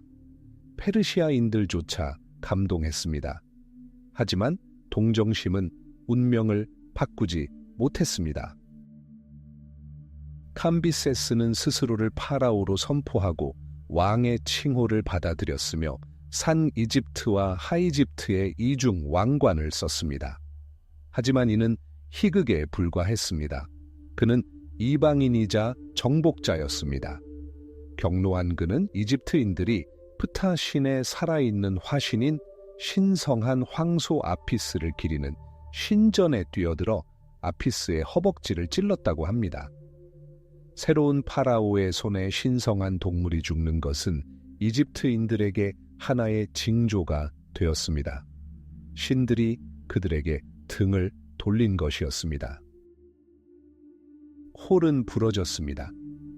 3000년 동안 신들과 파라오 그리고 이집트 땅을 묶어두었던 보이지 않는 끈이 페르시아의 강철에 의해 끊어졌습니다. 이제부터 나일강 유역은 살아있는 신이 아닌 먼 옛날 왕들의 왕의 총독, 즉 총독의 지배를 받게 되었습니다. 황금기는 조상들의 무덤 속에 남아 있었습니다. 길고 끝없는 외세의 지배 시대가 시작되었습니다. 고대 이집트 세계는 하룻밤 사이에 멸망하지 않았습니다. 새로운 주인의 발굽 아래 서서히 질식하기 시작했습니다. 기원전 332년 고대 파라오의 땅 이집트에는 페르시아의 그림자가 2세기 동안 드리워져 있었다. 한때 세상에 자신의 뜻을 관철했던 위대한 제국은 이제 총독령으로 전락했다. 그분은 동쪽으로 수사와 페르세폴리스까지 흘러들어갔다. 페르시아의 통치자들은 나일강 유역의 신앙을 이해하지도 존중하지도 않았다. 그들의 신들은 낯선 존재였고 칙령은 짐이었으며 병사들은 노예에 불과했다. 람세스와 투트모세를 기리는 돌로 장식된 신전들은 침묵 속에 서 있었다. 흰 예복을 입은 사제들은 고대 의식을 거행했지만 그들의 기도는 기대감으로 가득 차 있었다. 모호한 예언으로 예고된 변화에 대한 기대, 그들은 구원자를 기다렸다. 그리고 그는 왔다. 남쪽 누비아에서 온 것이 아니고 이집트 깊은 곳에서 온 것도 아니었다. 그는 북쪽 이집트인들이 지중해를 부르는 이름인 데녹세케에서 왔다. 그의 이름은 입에서 입으로 전해지며 그의 샌들이 이집트 모래에 닿기도 전에 전설을 쌓아 올렸다. 이스칸데르. 이는 알렉산더의 동방 발음이었다. 아리스토텔레스의 제자였던 젊은 마케도니아 왕은 짧은 시간 안에 2번의 기념비적인 전투에서 페르시아의 위대함을 무너뜨렸다. 이수스 전투에서의 그의 승리 소식은 대상보다 더 빨리 퍼졌다. 그리고 7개월간의 잔혹한 포위 공격 끝에 티레가 함락되었다. 가자 지구가 함락되었다. 레반트의 페르시아 세력은 먼지로 무너졌다. 이제 그의 함대는 해안을 장악했고 그의 군대는 이집트 동쪽 관문인 펠루시움 요새에 주둔했다. 이집트를 지휘하게 된 페르시아 총독 마자쿠스는 선택의 여지가 거의 없는 상황에 직면했습니다. 그의 수비대는 약했고 지역 주민들은 페르시아인들을 증오하여 언제든 반란을 일으킬 준비가 되어 있었습니다. 그리고 이미 무적이라 여겨지는 지휘관이 이끄는 전투로 단련된 군대가 그를 향해 진군했습니다. 마자쿠스는 자신의 운을 시험하지 않았습니다. 마케도니아 방진이 펠루시움에 접근했을 때 총 한 발 쏘지 않고도 성문이 열렸습니다. 이집트는 정복당한 것이 아니라 항복한 것이었습니다. 고대 수도 멤피스를 향한 알렉산더의 여정은 승리의 행렬로 이어졌습니다. 이집트인들은 마을에서 나와 길가에 줄지어 서 있었습니다. 그들은 외세의 침략자를 바라보지 않았습니다. 청동 갑옷을 입은 이 전사들을 해방자로 여겼습니다. 압제자들을 무너뜨릴 수 있는 힘을 보았습니다. 멤피스에서 알렉산더는 두려움이 아닌 환호로 맞이받았습니다. 그리고 이곳에서 젊은 왕은 자신이 위대한 전사일 뿐만 아니라 뛰어난 정치가임을 보여주었습니다. 그는 거장처럼 행동하지 않았습니다. 오히려 이집트인들의 마음을 사로잡는 놀라운 행동을 선보였습니다. 그는 프타 신전에 가서 이집트 신들에게 제물을 바쳤습니다. 그리고 무엇보다도 그는 신의 살아있는 화신인 신성한 아피스 황소에게 경의를 표했습니다. 이집트인들에게 이는 하나의 신호였습니다. 그들은 페르시아 왕 캄비세스가 이집트를 정복한 후 분노에 차 이전 아피스들을 죽이고 상상도 할 수 없는 신성 모독을 저지른 것을 기억했습니다. 이 마케도니아인 이 이스칸데르는 그들의 신앙을 존중했습니다.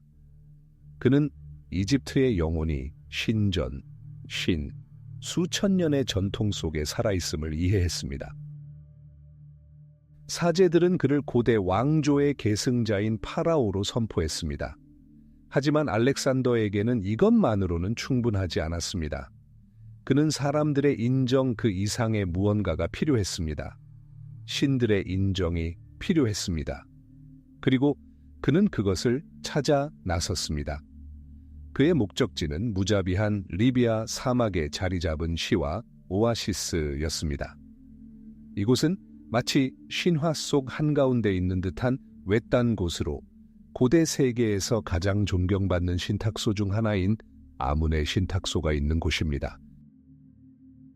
그리스인들은 오랫동안 이집트의 아문을 그들의 최고신 제우스와 동일시했습니다. 제우스 아문의 축복을 받는다는 것은 세상을 다스릴 신성한 권리를 얻는 것을 의미했습니다. 그 여정은 매우 위험했습니다. 500km에 달하는 뜨거운 모래사장, 지평선은 안개 속에 떨리고 우물은 드물고 믿을 수 없었습니다. 훗날 전설은 이 원정의 수반된 기적들을 이야기합니다. 갑작스러운 폭우로 군대의 갈증을 해소하고 군대를 이끌며 모래 바다를 가로지르는 진정한 길을 보여준 두 마리 까마귀에 대한 이야기입니다. 마침내 그들은 사막 속 푸른 섬, 시와 오아시스에 도착했습니다. 기둥으로 장식된 이곳 신전에서 아문의 대제사장이 기다리고 있었습니다. 절차는 엄격했습니다. 수행원이나 무기 없이 왕 본인만이 지성소에 들어갈 수 있었습니다. 알렉산더는 고대 성소의 희미한 불빛 속으로 들어섰습니다. 그가 신탁에 무엇을 물었는지는 확실히 알 수 없습니다. 하지만 그 대답, 아니 사제의 인사말이 모든 것을 바꾸어 놓았습니다. 사제는 엉터리 그리스어로 그에게 말을 걸었습니다. 한 판본에 따르면 그는 오 파이디온이라고 말하려 했는데 이는 오 나의 아이 또는 오 나의 아들아 라는 뜻입니다. 하지만 그는 오 파이디오스, 오 파이디옷, 즉 오 신의 아들아 라고 말했습니다. 무심코 한 말 실수였을까요? 아니면 사제가 권력 있는 방문객이 듣고 싶어 하는 말을 교묘하게 외교적으로 했을까요? 그건 중요하지 않습니다. 알렉산더는 자신에게 필요한 것을 들었습니다.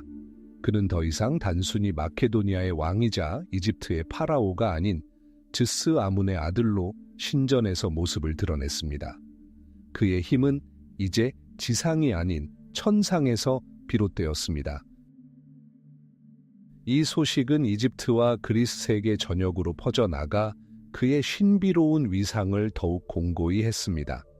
사막에서 돌아온 그는 향후 수세기 동안 이집트의 운명을 좌우할 결정을 내렸습니다. 지중해 연안, 바다와 마러티스 호수 사이의 전략적 요충지에 창을 든 채 모래 위에 새로운 도시를 건설할 계획을 세웠습니다.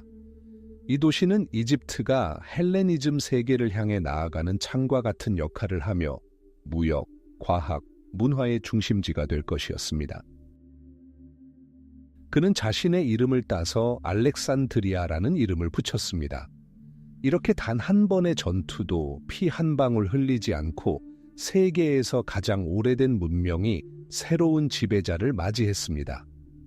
이집트는 페르시아의 먼개를 벗어던지고 마케도니아의 먼개를 받아들였습니다. 예언은 성취되었습니다. 구세주가 왔습니다. 하지만 그는 옛 세상의 부활이 아니라 새로운 세상의 탄생을 가져왔습니다. 그리스어와 그리스 문화가 나일 계곡의 천년 지혜와 어우러지는 세상이었습니다. 파라오 시대는 마침내 막을 내렸습니다. 헬레니즘 시대가 시작되었고 그 수도이자 빛나는 심장은 신의 아들의 뜻으로 탄생한 도시 알렉산드리아가 될 것이었습니다.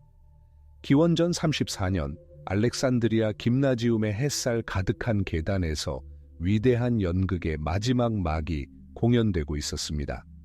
이는 단순한 의식이 아니었습니다. 로마에 대한 도전이었습니다.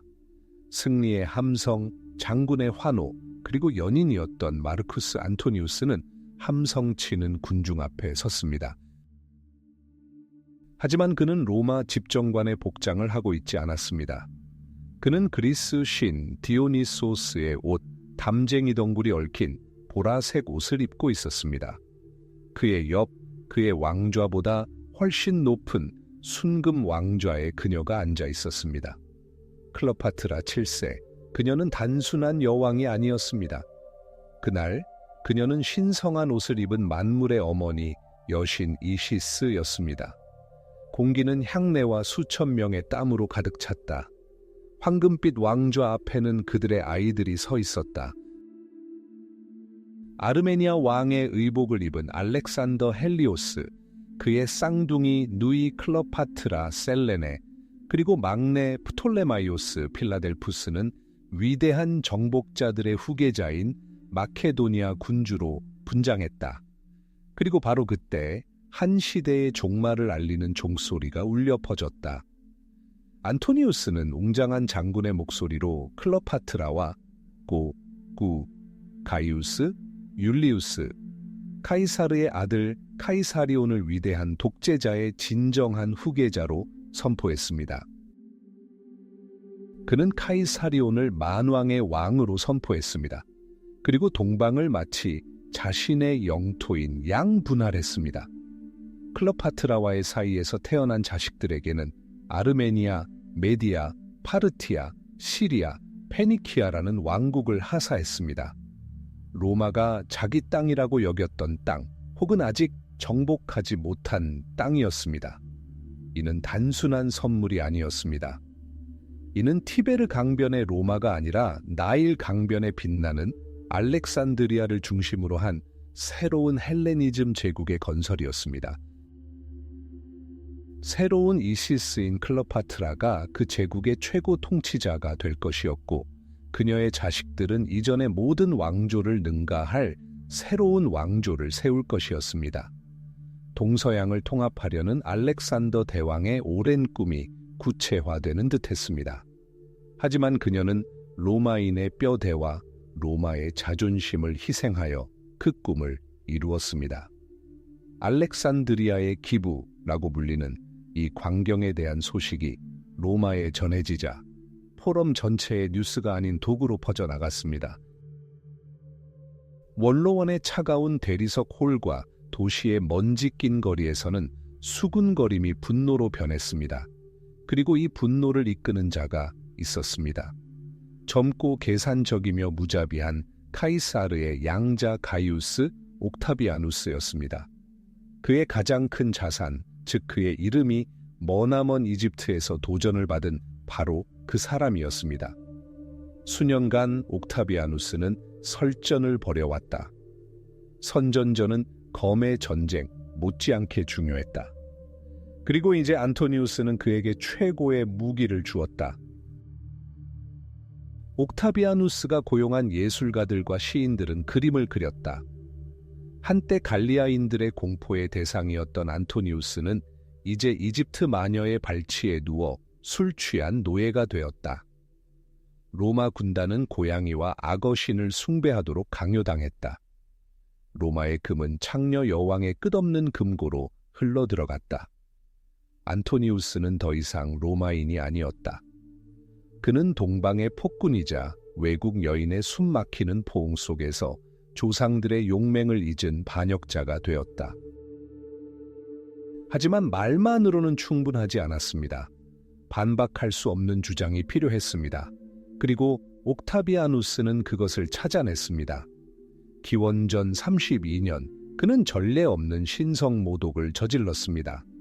베스타 신전에 강제로 침입하여 베스타 여신에게서 마르쿠스 안토니우스의 개인 유언장을 압수했습니다. 그가 원로원에서 읽은 내용은 옥타비아누스의 적들조차 충격에 빠뜨렸습니다. 한마디 한마디가 로마의 가치관에 큰 타격을 주었습니다. 안토니우스는 카이사리온을 카이사르의 아들로 공식 인정했습니다. 그는 동방에 대한 그의 터무니없는 토지 불화를 승인했습니다. 하지만 그의 유언은 무엇보다도 끔찍했습니다. 설령 로마에서 죽더라도 그의 시신은 이집트로 보내져야 합니다. 그의 무덤은 알렉산드리아에 그녀의 무덤 옆에 있어야 합니다. 로마는 전율했다. 이는 단순한 배신이 아니었다. 퇴위였다. 위대한 사령관은 고국 동족들 사이에서 안주하고 싶지 않았다. 그는 그곳을 선택했다. 이집트를 선택했다. 낯선 세상을 선택했다. 로마와 그를 연결하는 마지막 끈이 스스로 끊어진 것이다.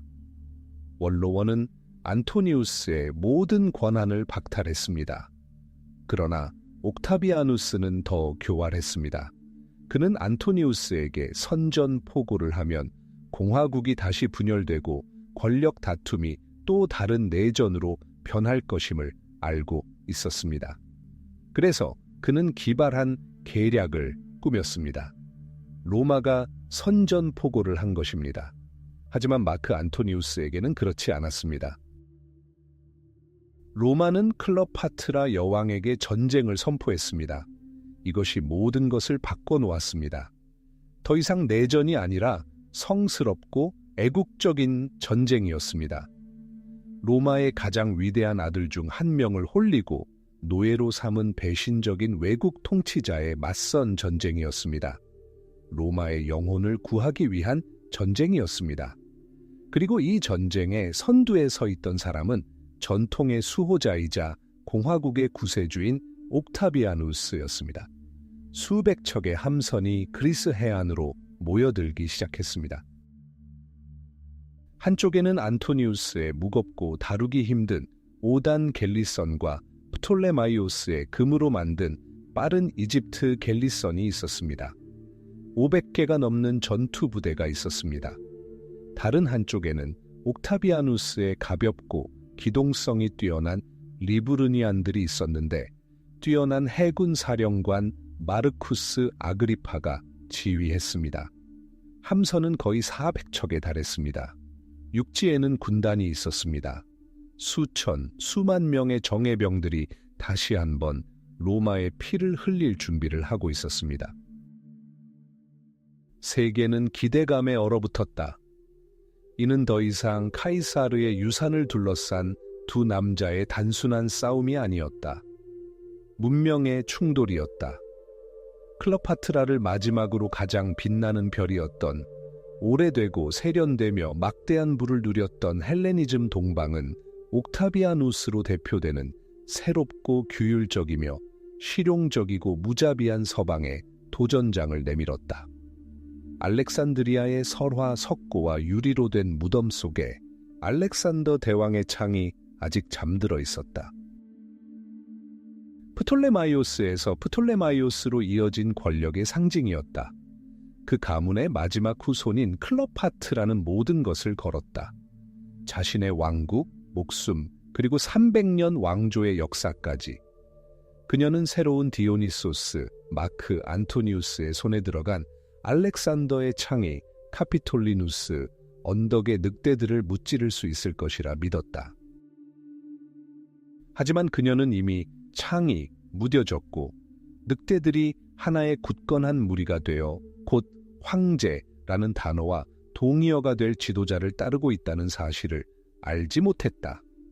블록의 시작. 기원전 34년 알렉산드리아의 뜨거운 태양 아래 돌이킬 수 없는 지점을 알리는 사건이 발생했습니다. 그것은 단순한 전투가 아니었습니다. 마치 극장 같았습니다. 디오니소스와 이시스의 옷을 입은 마르쿠스 안토니우스와 클레오파트라는 환호하는 군중 앞에서 황금 옥좌에 앉아 있었습니다. 그들의 자녀들은 그들의 발치에 앉아 있었습니다. 메디아 복장을 한 알렉산더 헬리오스 1세는 아르메니아와 파르티아의 왕으로 선포되었습니다.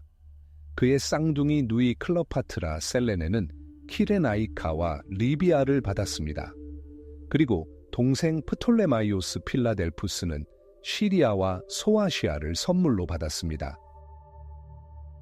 하지만 가장 큰 타격은 세계 지도가 아니라 로마의 심장부에 가해졌습니다. 클레오파트라의 아들이자 그녀가 주장했듯이 가이우스 율리우스 카이사르의 아들인 카이사리온이 왕준광으로 선포되었습니다. 독재자의 진정한 후계자였습니다. 로마에서는 이 말이 천둥처럼 울려 퍼졌습니다. 카이사르의 양아들인 옥타비아누스에게 이는 단순한 모욕 이상의 것이었습니다. 그의 통치권, 그의 이름에 대한 도전이었습니다. 로마가 품에 품었던 뱀은 더 이상 독을 숨기지 않았습니다. 전쟁이 시작되었지만 아직 칼부림은 없었다. 양피지와 소문의 전쟁, 거리와 원로원 의원회에서 벌어진 전쟁이었다.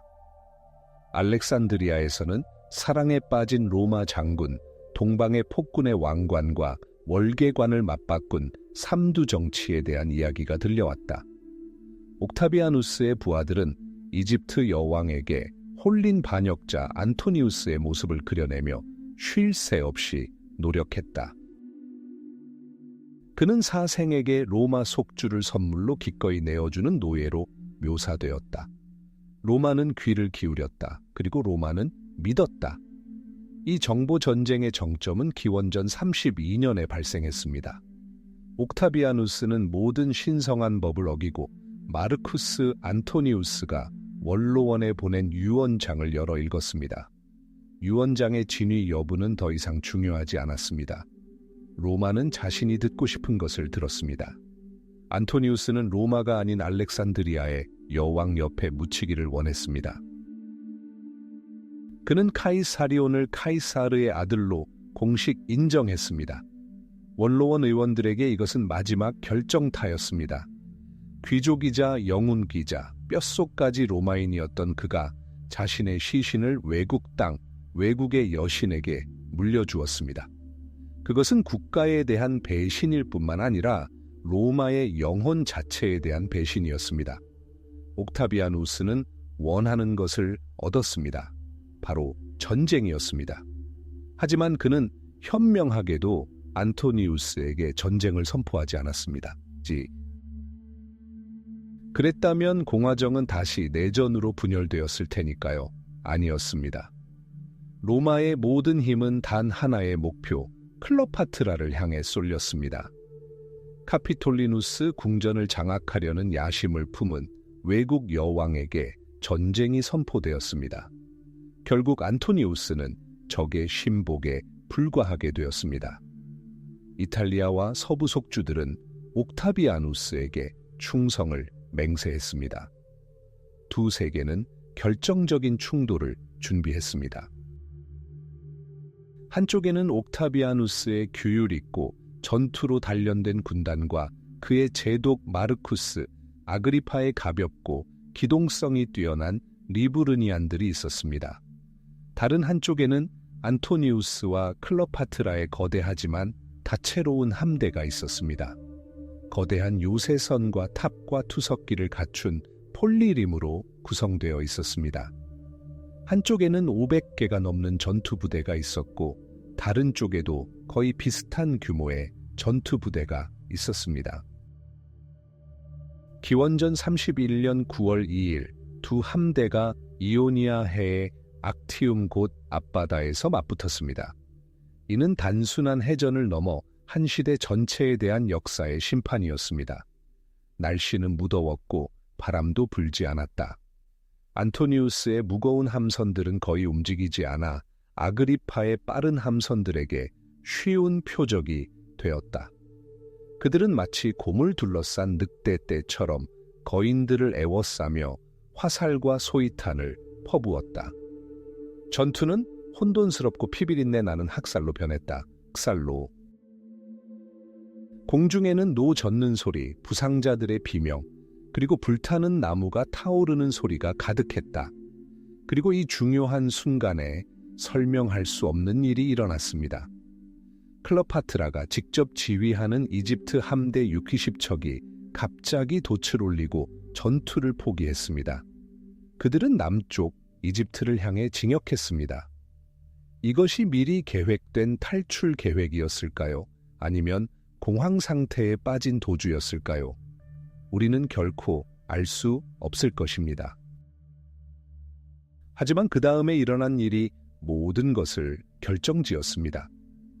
사랑하는 사람의 기함이 멀어져 가는 것을 본 마크 안토니우스는 상상도 할 수 없는 일을 저질렀습니다. 그는 자신의 거대한 데카렘에서 빠른 펜테라로 옮겨가 그녀를 추격했습니다. 그는 모든 것을 버렸습니다. 병사들도 전우들도 필사적으로 싸우던 함대도 모두 버렸습니다. 그 순간 그는 로마 장군을 벗어났습니다. 그는 자신의 운명을 좇는 한 명의 인간으로 전락했습니다. 지휘관을 잃은 그의 군대는 파멸할 운명이었다. 함대는 불타고 침몰했다. 19개 군단으로 구성된 노련한 전개, 지상군단은 사령관을 7일 동안 기다리다가 옥타비아누스에게 항복했다. 안토니우스와 클로파트에게 그것은 끝이었다. 그들은 알렉산드리아를 향해 항해했지만 앞에 놓인 것은 집이 아니라 함정이었다. 그들이 그토록 공들여 쌓아 올린 온 세상이 악티움 곧 앞바다에서 단 하루 만에 무너져 내렸다. 이제 시간 문제였다. 로마의 전쟁 기계는 느리지만 거침없이 남쪽으로 향하고 있었다. 파멸의 전조인 독수리의 그림자가 이미 이집트의 모래사장 위로 드리워졌다. 고대 파라오 왕국은 1년도 채 남지 않았다. 불로 끝. 깊고 차분하지만 숨겨진 드라마적 목소리가 가득함. 우리는 문명의 몰락에 대해 이야기합니다. 무너지는 성벽, 불타는 도시, 낯선 땅을 가로지르는 군대를 상상합니다. 하지만 다른 종류의 몰락이 있습니다. 고요하고 거의 눈에 띄지 않는 몰락입니다. 전장에서 일어나는 몰락이 아니라 사람들의 마음속에서 일어나는 몰락입니다. 이것이 바로 이집트가 어떻게 침묵했는지에 대한 이야기입니다. 이집트 국민이 아니라 상형 문자에 봉인된 이집트의 영혼입니다. 수천 년 동안 돌은 말을 했습니다. 신전의 벽, 기둥, 오벨리스크, 석관 등 모든 곳에는 장식뿐 아니라 생명을 불어넣는 비문이 새겨져 있었습니다. 상형 문자는 죽은 표식이 아니었습니다. 신들의 목소리, 파라오의 연대기, 영원으로 가는 열쇠였습니다. 멤피스와 테베의 작업장에서는 돌에 끈을 박는 소리가 나일 강이 찰랑거리는 소리만큼이나 익숙했습니다. 수천 명의 필경사들이 파피루스에 칼람을 새겨넣고 찬송가, 율법, 연회시, 곡식 목록을 베껴 썼습니다. 그것은 단어 위에, 신성한 단어 위에 세워진 문명이었습니다. 하지만 제국은 유한하며 그들의 언어 역시 유한합니다. 알렉산더 대왕의 등장과 함께 그리스어는 이집트를 침략했습니다. 그리스어는 권력, 무역, 그리고 새로운 귀족 사회의 언어가 되었습니다. 이집트어는 결코 사라지지 않았고 평민들의 언어 속에 필기체 형태인 데모틱어로 살아남았습니다. 그러나 복잡하고 거대한 문자인 상형 문자는 쇠퇴하기 시작했습니다. 그들은 최후의 방어선인 신전벽 뒤로 피신했습니다. 이제 상형 문자는 오로지 신들의 언어, 소수의 사제들만이 이해하는 의식 언어가 되었습니다. 수천 년 후 발견된 로제타석은 이 이중 언어 시대를 조용히 증언했습니다. 신들을 위한 상형 문자, 민중을 위한 데모틱 문자, 그리고 정복자들을 위한 그리스어가 새겨진 법령이었습니다. 이미 포화 상태에 달했던 하나의 세계를 위한 세 가지 언어였습니다. 로마의 독수리가 그리스 통치자를 대체했습니다. 그리고 그는 신과 법, 그리고 자신이 야만적이라고 여겼던 미신에 대한 경멸을 가져왔습니다.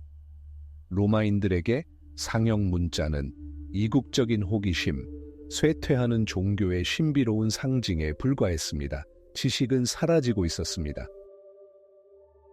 이제 모든 사제조차 복잡한 텍스트를 유창하게 읽고 쓸 수 없었습니다.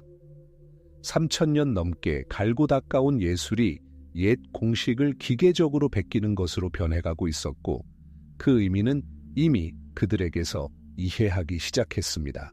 그리고 새로운 신앙이 등장했습니다. 결코 양립할 수 없는 신앙이었습니다. 유일신에 대한 신앙이었는데 이집트의 1000개의 얼굴을 가진 신전에서 악마 무리만 볼 수 있었습니다. 기독교는 나일강 유역을 따라 맹렬하고 거침없는 힘으로 퍼져나갔습니다. 콥트 수도사들은 사막에 정착했고 그들의 기도는 고대 찬송가를 압도했습니다. 그리고 서기 3세 91년 로마 황제 터도시우스는 9세계가 결코 회복하지 못할 타격을 입혔습니다. 그는 제국 내 모든 이교 사원을 폐쇄하는 칙령을 발표했습니다. 오늘을 상상해 보십시오. 133개의 거대한 기둥으로 이루어진 거대한 카르나크 신전이 갑자기 침묵에 잠깁니다. 사제들은 추방당하고 신성한 불은 꺼집니다. 수세기 동안 기도가 울려 퍼지던 신전 안뜰은 이제 바람에 휩쓸려 먼지와 성서 조각만 흩날립니다. 아들들이 아버지로부터 신성한 언어를 배웠던 필사 학교는 영원히 문을 닫았습니다. 초기 왕조까지 거슬러 올라가는 계승의 사슬이 끊어졌습니다. 하룻밤 사이에. 하지만 한 섬, 한 사원만이 저항했습니다. 바로 이시스 여신의 마지막 보루, 필레였습니다. 수도의 번잡함에서 멀리 떨어진 이집트, 남쪽 국경에 자리한 이곳에서는 오랜 신앙이 여전히 살아 숨쉬고 있었습니다. 순례자들은 여전히 이곳을 찾았습니다. 그리고 사제들은 여전히 벽에 신성한 상징을 새겼습니다. 세상이 죽어가고 있음을 아는 사람들의 절박한 심정으로 말입니다. 그래서 필레 신전 단지의 하드리아누스 문벽에 이시스의 사제였던 네스메타 캠이라는 사람이 마지막으로 날짜가 적힌 상형 문자 비문을 남겼습니다. 그것은 거창한 왕의 칙령이 아니었습니다.